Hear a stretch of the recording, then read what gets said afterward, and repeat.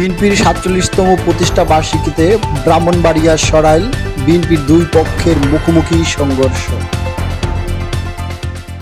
আজ বুধবার বিএনপি ৪৭তম প্রতিষ্ঠা বার্ষিকী উপলক্ষে ব্রাহ্মণবাড়িয়া সরাইলে আনন্দ র্যালি ও সমাবেশ অনুষ্ঠিত হয়। উক্ত সমাবেশে দুই যুবক কথা কাটাকাটির জের ধরে বিএনপির দুই পক্ষের সমর্থকদের মধ্যে হাতাহাতি ও মারধরের ঘটনা ঘটে।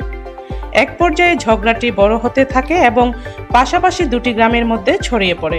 সরাইল উপজেলার উসালিয়াপাড়া ও সৈয়দটোলা গ্রামের দুই যুবকের মধ্যে কথা কাটাকাটি জের ধরে দুই গ্রামের মধ্যে সংঘর্ষটি ঘটে। দুই গ্রামের মানুষ লাঠিসোঁটা নিয়ে উপজেলার মেইন সড়ক হাসপাতাল মোড়ে বিকাল 2টা থেকে রাত 8টা পর্যন্ত সংঘর্ষে জড়িয়ে থাকে।